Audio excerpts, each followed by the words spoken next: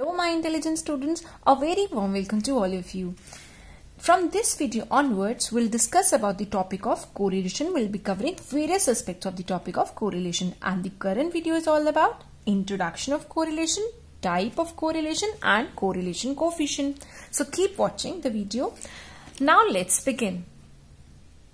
So far we have been dealing with the analysis of one variable only. अभी तक हमने जितनी भी videos measures of central tendency, measures of dispersion में जितनी भी वीडियोस आपने देखी हैं वो सभी एक वेरिएबल के एस्पेक्ट को कवर करती हैं. For example the calculation of mean, median, mode, standard deviation, all these various measures have involved only one variable, but the study of correlation deals with the degree of relationship, degree of mutual statistical relationship between two और more then two variables. तो जब दो या दो से ज्यादा variable की बात आती है तो बेसिकली हम उस पर्टिकुलर दो या दो से ज्यादा वेरिएबल्स को कोरिलेशन की मदद से एनालाइज कर रहे हैं. सो कोरिलेशन की जो स्टडी है बेसिकली हम यहाँ ये देखते हैं कि ये दो या दो से ज्यादा वेरिएबल आपस में कितने म्यूचुअली रिलेटेड हैं, क्या है इनका degree of relationship. So when the relationship is of quantitative nature, the appropriate statistical tool for discovering and measuring the relationship and expressing it in a brief formula is known as correlation. जब दो या दो से ज्यादा variables के आपस का रिश्ता, आपस का रिलेशनशिप क्वांटिटेटिव नेचर का होता है तो जो अप्रोप्रिएट स्टैटिस्टिकल टूल हम इस्तेमाल करते हैं उस तरह की रिलेशनशिप को मेजर करने के लिए, डिस्कवर करने के लिए और एक फॉर्मूला के फॉर्म में एक्सप्रेस करने के लिए, तो बेसिकली वो स्टैटिस्टिकल टूल क्या है, वो है correlation. And according to Connor, if two और more quantities vary in sympathy so that the movements in the one tend to be accompanied by the corresponding movements in the other, then they are said to be correlated. जब दो या दो से ज्यादा quantities या variables vary करते हैं, बदलते हैं, सिंपैथी में एक दूसरे के साथ साथ चलते हैं, इस तरह से साथ साथ चलते हैं कि जब एक में बदलाव आता है, one has the movement, the other also has the movement, दूसरे में भी मूवमेंट अकम्पनीड होती है. सो बेसिकली दोनों में कॉरेस्पॉन्डिंग मूवमेंट्स होती हैं और इस तरह के दोनों वेरिएबल्स या दो से ज्यादा वेरिएबल्स जो एक साथ साथ बदलते हैं वो कोरिलेटेड माने जाते हैं. So now let's talk about the types of correlation. The types of correlation can be studied on 3 different bases. अगर हम बात करें कि वेरिएबल्स में चेंज किस डायरेक्शन में हो रहा है तो वो एक तरीका है. अगर हम बात करें कितना चेंज हो रहा है, किस प्रोपोर्शन में चेंज हो रहा है, तो वो दूसरा तरीका है कोरिलेशन को डिवाइड करने का, उसकी टाइप्स को समझने का. और एक तरीका है कि अगर हम बात करें नंबर ऑफ वेरिएबल्स कितने इन्वॉल्व हैं आपकी कोरिलेशन में, तो एक थर्ड कैटेगरी ऑफ कोरिलेशन निकलता है. अगर हम बात करते हैं डायरेक्शन ऑफ चेंज की, तो या तो वेरिएबल्स पॉजिटिव कोरिलेशन शो करते हैं या नेगेटिव कोरिलेशन शो करते हैं. अगर हम बात करते हैं चेंज इन प्रोपोर्शन, किस तरह से बदलाव आता है, एक में अगर बदलाव आया तो दूसरे में उसके रिस्पेक्ट में कितना बदलाव आता है, तो बात होती है लीनियर कोरिलेशन या नॉन लीनियर कोरिलेशन. और अगर हम बात करते हैं नंबर ऑफ वेरिएबल्स की, तो correlation can be of 3 types: simple, partial, multiple. So now let's study each one of them one by one. तो सबसे पहले हमारे पास आता है based on direction of change. Positive correlation, जब दो या दो से ज्यादा वेरिएबल्स एक ही डायरेक्शन में साथ साथ मूव करते हैं तो माना जाता है उनके बीच में क्या है, positive correlation. They are positively correlated. जैसे कि प्राइस बढ़ता है तो सप्लाई बढ़ती है, इस तरह से प्राइस कम होता है तो सप्लाई कम होती है, तो दिस इज पॉजिटिव कोरिलेशन. इसी तरह increase smoking and lung cancer, अगर हम बात करें स्मोकिंग बढ़ती है तो लंग कैंसर की प्रोबेबिलिटी के चांसेस भी बढ़ जाते हैं, तो these two variables are also positively correlated. Then बात करते हैं नेगेटिव कोरिलेशन की. जब दो या दो से ज्यादा वेरिएबल्स ऑपोजिट डायरेक्शन में मूव करते हैं, जैसे कि प्राइस एंड डिमांड, तो they are said to be negative correlated. एक बढ़ता है तो दूसरा कम हो जाता है. प्राइस बढ़ेगा तो लोग सामान नहीं खरीदेंगे, डिमांड कम हो जाएगी. अगर प्राइस कम होगा लोग सामान ज्यादा खरीदने लगेंगे क्योंकि उनको सस्ता पड़ रहा है, तो डिमांड बढ़ जाएगी. नो कोरिलेशन, अगर वेरिएबल्स इंडिपेंडेंटली मूव करते हैं, अगर एक में बदलाव आने से दूसरे में कोई इफेक्ट नहीं आता है या दूसरे में बदलाव आने से पहले में कोई इफेक्ट नहीं आता है, वेरिएबल्स अपने आप से ही मूव कर रहे हैं, बढ़ रहे हैं या कम हो रहे हैं, तो they have no correlation amongst or between themselves. Now based on the change of proportion, अगर एक में बदलाव आता है दूसरे में कितना बदलाव आता है, अगर इस हिसाब से कोरिलेशन की टाइप्स देखें तो दो टाइप्स बनती हैं, one is linear correlation and the other is non linear correlation or the curvilinear correlation.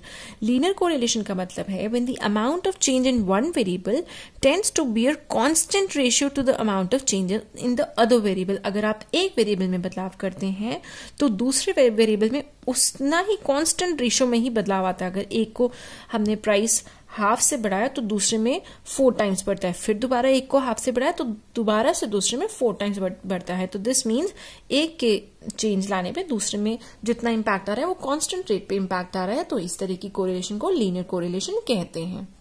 Linear correlation को एक लीनियर इक्वेशन के तरह से भी एक्सप्रेस किया जा सकता है। फॉर एग्जाम्पल मैं अगर ये कह रही हूं एग्जाम्पल के तौर पे y variable is equal to y is equal to 3x plus 2, इसका मतलब है कि जब जब मैंने x में चेंज करना है तो x के 3 टाइम्स कर देने में उसमें 2 प्लस करने में मुझे y मिलेगा। अगर मैंने x को 7 किया तो x के 3 टाइम्स प्लस 2 करके y मिल जाएगा। तो this is an example of linear correlation. बात करते हैं नॉन लीनियर कोरिलेशन या कर्वी लीनियर कोरिलेशन की। तो जब एक वेरिएबल में जो हम चेंज करते हैं does not bear a constant ratio to the amount of change the other variable, तो इस तरह की कोरिलेशन को हम नॉन लीनियर कोरिलेशन कहते हैं। जब एक वेरिएबल में चेंज करने से दूसरे वेरिएबल में कितना चेंज होगा ये सर्टेन नहीं है, ये किसी कांस्टेंट रेशियो पे चेंज नहीं हो रहा है, तो हो जाएगा नॉन लीनियर और कर्वी लीनियर कोरिलेशन। एग्जाम्पल के तौर पर मैं आपको बताना चाहती हूँ कि मान लीजिए अगर हम बात करें एडवर्टाइजमेंट एक्सपेंसेस जो हैं ये हमने डबल किए हैं और हमारी डबल करने के बाद सेल्स डबल नहीं हुई है, सेल्स जंप तो हुई है बट नॉट डबल। तो ये आपका एग्जाम्पल है नॉन लीनियर या नॉन लीनियर और curvy linear correlation. Now let's talk about the third basis which is based on number of variables. So the very first one is simple correlation. When only 2 variables are involved and the relationship is studied between these 2 variables, जब आपके जिस relationship या correlation को analyse कर रहे हो study कर रहे हो उसमें से 2 ही वेरिएबल्स की स्टडी है तो ये बहुत ही सिंपल कोरिलेशन है। It is example of simple correlation. बात करते हैं पार्शियल कोरिलेशन की, जहां पर 2 से ज्यादा वेरिएबल्स इन्वॉल्व हैं और रिलेशनशिप सिर्फ 2 के बीच में ही स्टडी करी जा रही है, keeping the other variables constant. For example production of wheat जो है वो डिपेंडेंट है रेनफॉल पर, क्वालिटी ऑफ सीड आपने कैसी सो करी है, मैन्योर या फर्टिलाइजर आपने कैसे डाले हैं।